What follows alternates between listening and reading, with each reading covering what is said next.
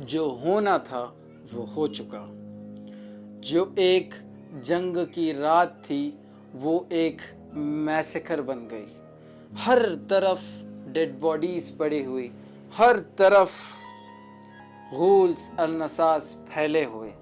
जो कुछ होना था अब हो गया। ये विक्ट्री किंगडम को अब समझ में आया कि उन्हें सरवाइव करना उनका ऑप्शन नहीं है। अब उनके पास सिर्फ एक ऑप्शन है, वो है कि वो इंडोरेंस करें।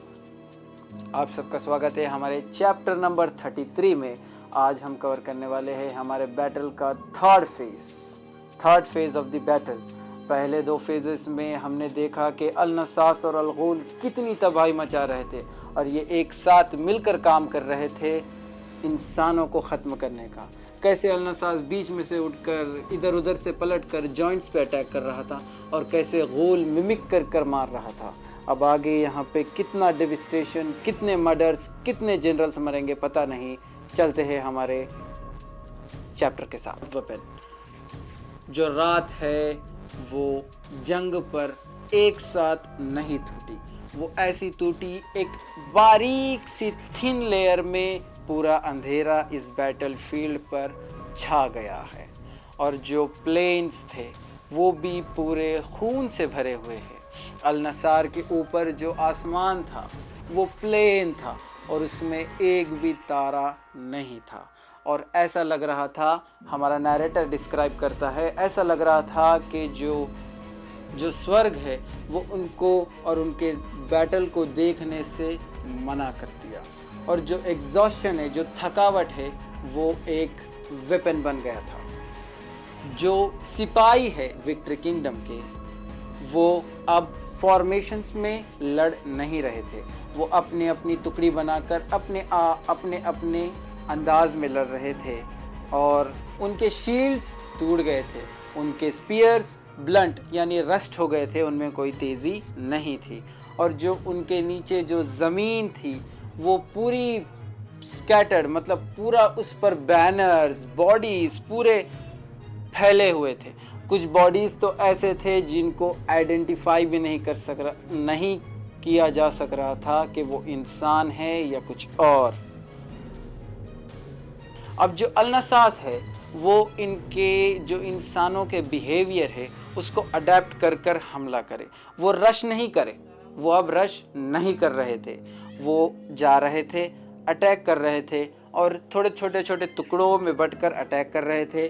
और वो एक, जैसे कि अब एक कैंप है, वहाँ पे टॉर्च लाइट है, वहाँ पे अंधेरा नहीं, वहाँ पे रोशनी है। तो वो टॉर्च लाइट की जहाँ तक रोशनी जाती है वहाँ के एक कोनों में खड़े होकर देख रहे थे। फिर जैसे ही उनको इंसानों को कुछ महसूस हुआ और वो पलटकर उनके तरफ देखने की कोशिश करे तो वो गायब। अब इनके अनइवन ट्विस्टेड बॉडी फॉर्म्स ऐसा पलट रहे थे, ऐसे गैप्स में निकल रहे थे जहाँ से इंसानों का निकलना नियरली इम्पॉसिबल है। और हमें यहाँ पे एक सोल्जर की कहानी बताई जा रही है। एक सोल्जर कुछ मूवमेंट सुनता है, वो देखता है और उसको कुछ नहीं मिलता।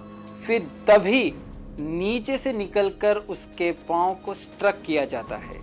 अब यहाँ पे कहा जाता है कि अगर वो एक बार गिर गया तो उसका उठने का चांस नहीं है।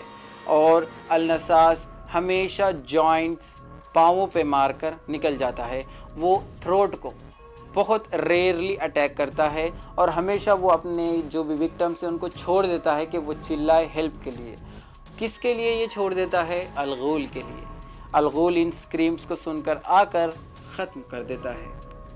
अब जहाँ अल-नसास ऑर्डर को ब्रेक करते हैं वहीं पे गूल उसको हार्वेस्ट करते हैं एक किसान की तरह। और ये बैटलफील्ड पर ऐसा घूमते हैं कि किसी ने एक गोश्त को दिमाग दे दिया हो। वो कभी कभी इंसानों की मिमिक करते हैं कि वो कभी कभी एक वुंडेड सोल्जर बनकर मिमिक करते हैं, आवाज़ लगाते हैं। और कभी कभी वो नीचे क्रॉल करते हैं एक हेल्पलेस मैन की तरह। और इनको जो देखने आते हैं सोल्जर्स, वो उसी डार्कनेस में गायब हो जाते हैं, उनका कोई पता नहीं लगता। अब यहाँ तक गूल सीख गया, सब चीज़ें सीख गया इंसानों के बारे में कि कैसे इनको मिमिक करना, कैसे इनको डराना, कैसे इनकी चाल समझना, कैसे इनको अलग अलग टुकड़े कर कर इनको मार देना। अब थर्ड जनरल हमारा ट्राई करा रिग्रुप करने का। वो एक हाफ सर्कल शील्ड बना लिया और लड़ने के लिए जो इनका ऑर्डर और फॉर्मेशन टूट गया था, क्योंकि अल-नसास और गुल बहुत ज़्यादा डेविस्टेशन फैला रहे थे। तो हमारा थर्ड जनरल क्या करा, एक छोटे से जितने भी उसके आजू बाजू मैन थे उनको ऑर्डर देकर एक हाफ सर्कल शील्ड का फॉर्मेशन बनाया। जो कुछ भी बचा था वो साइलेंस कमांड देकर, जो इसका ऑर्डर और फॉर्मेशन था वो 1 मिनट से भी कम में टूट गया। क्यों टूट गया? क्योंकि ये जो फॉर्मेशन ये लोग बनाए थे उनके नीचे की ज़मीन शिफ्ट हुई और उसमें से अल-नसास निकलकर हमला करा और वो ऐसा पास, जैसे भी सोल्जर्स के पास जा रहा था वो उनके टेंडेंस, उनके जॉइंट्स काट कर वो गायब हो गया। फिर उसके बाद जो शील्ड्स थे वो रिफॉर्म करने की कोशिश करे तो फिर गूल निकला डार्कनेस से। कोई भी नहीं देखा हमारे जनरल के फॉल को, कोई भी नहीं देख पाया। सिर्फ उन्हें हड्डियां टूटने की आवाज़ आए और उसके बाद चबाने की आवाज़ आए। जो सेंटर है इस बैटलफील्ड का, जो सेंटर है वो केओस से भरा हुआ है। कमांड्स दिए जा रहे थे मगर कोई सुनने का काबिल नहीं बचा, दूरी की वजह से या फिर हवा की वजह से।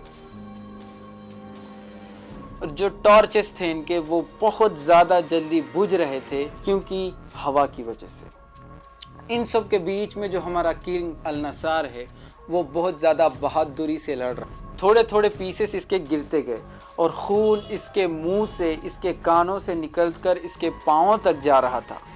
अब इसी बीच हमारा जो अल-नसर है वो 3 अल-नसास को मारा। एक को उसकी शील्ड से क्रश किया, फिर दूसरे को अपनी स्वॉर्ड उसके स्पाइन में घुसाकर उसकी स्पाइन निकाल दी, फिर तीसरे को अपने गॉन्टलेट, एक जो मेटल का ग्लव होता है, उससे मारकर उसको ख़त्म कर दिया। और जो गूल थे ये इसको अवॉइड कर रहे थे, डायरेक्ट कांटेक्ट में नहीं आ रहे थे। ये इसके सर्कल में सर्कल टाइप फॉर्मेशन बनाकर ये लड़ रहे थे और इसके जितने भी ट्रूप्स थे इसके साथ वो उनको पीस बाय पीस एक एक के बाद निकाल कर मार रहे थे। अब जैसा जैसा वक्त बढ़ते गया बैटलफील्ड का जो फॉर्मेशन था वो चेंज हो गया। अब जो पहले एक ज़मीन थी वो एक स्कैटर्ड बन गई, उस पर पूरे बैनर्स, इंसानों की लाशें, थोड़ी अंदर दबी हुई, थोड़ी ट्विस्टेड, वो उससे पूरी भरी पड़ी है। अब जो मरे हुए लोग हैं वो आउटनंबर कर रहे थे जो जिंदा है, उतने ज़्यादा बॉडीज ले हुए हैं। और विक्ट्री किंगडम ये रियलाइज बहुत उनका गोल अभी सर्वाइवल नहीं है, उनका गोल है इंडोर करना। यहाँ पे हमारा चैप्टर ख़त्म होता है। मैं आपसे मिलता हूँ चैप्टर नंबर 34 के साथ। शुक्रिया, बाय बाय।